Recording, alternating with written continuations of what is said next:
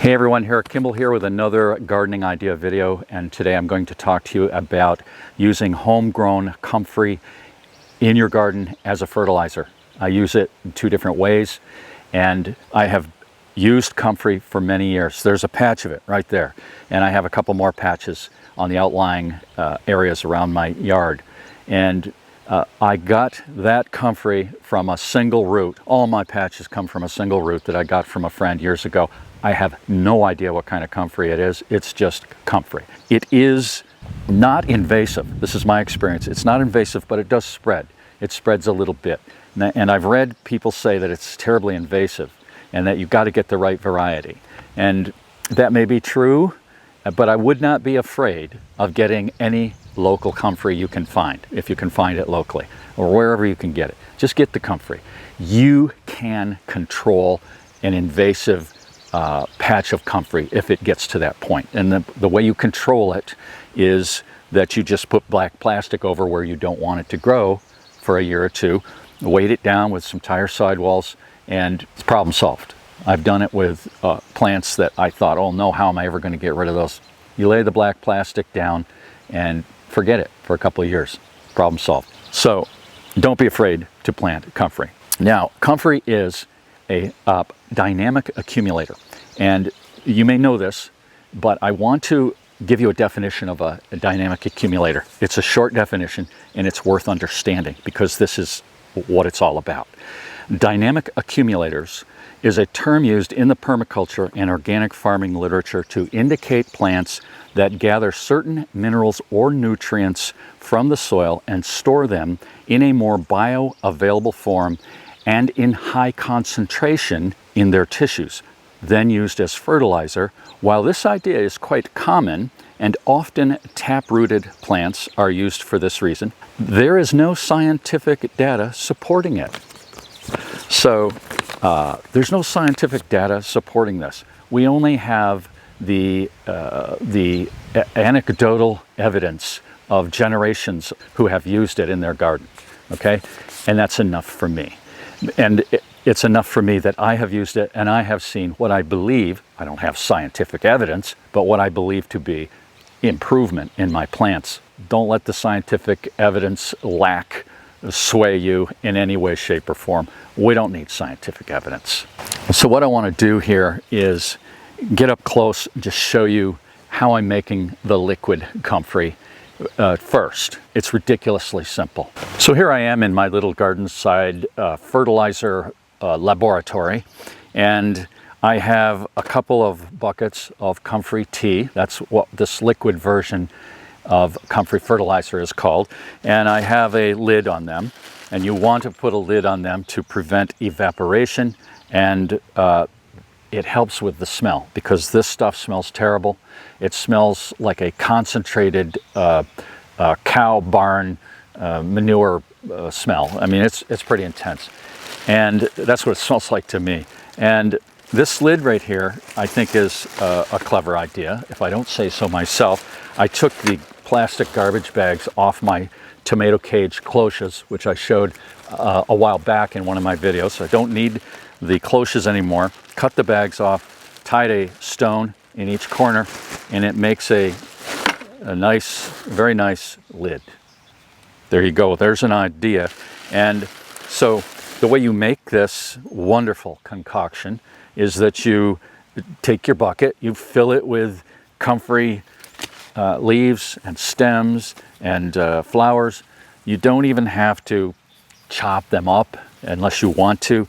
You can stuff them in. Just stuff them in, break them off, stuff them in, push them down, cover it with water, or fill it with water, fill your bucket with water. And then after 2 or 3 weeks, you get this lovely, disgustingly lovely mess of comfrey liquid. Okay, we must get a close-up of this for you to see. Right there. Look at that.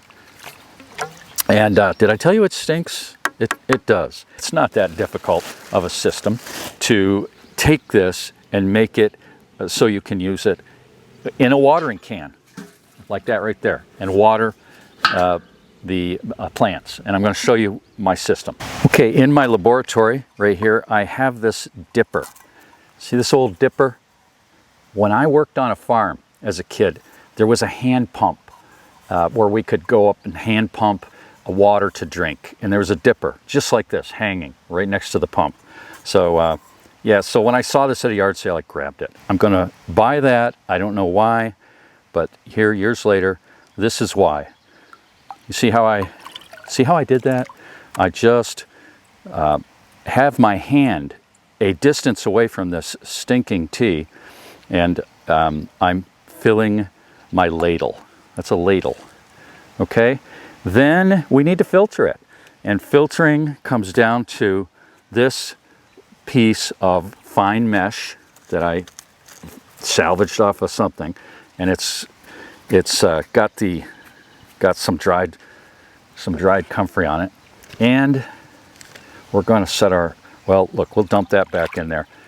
You know where I'm going with this, right? Okay, got a little quart plastic container, and we're going to push down a little bit on that filter fabric. That's what we'll call it, filter fabric. And we're going to hold it with our clothespins, and then we're going to get the ladle in there and get our good solution, and we're going to pour it in there. Filter it. I'm going to filter it.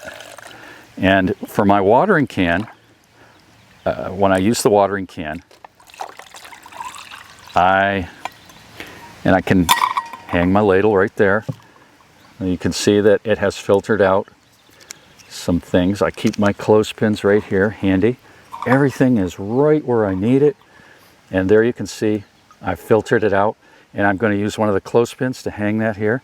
I'm hanging on my trellis, and there we go. Lovely, beautiful, stinking fertilizer. And there might be a little piece of, you know, stuff that didn't get filtered, but for the most part it's filtered enough. And then this I add to this full of water. I add one of these. I don't even know how many gallons this old can holds, but that's my mix.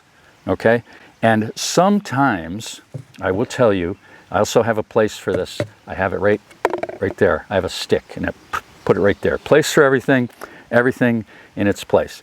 And my little stir plunger, I can stir the water and the tea when I put water in there. Now another way to do this without using the watering can is to just simply fill the dipper and go out into the garden, which is conveniently right here, and you know, pour a wide circle in the soil around your plant.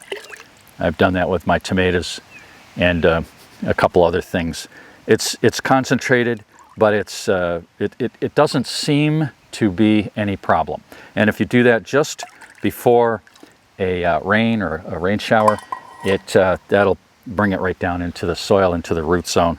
And that's ideal. So I'm going to put my lid onto that bucket, and I'll just show you real quick that I've got another bucket that I filled yesterday with the fresh greens, and these are something other. It might be dock.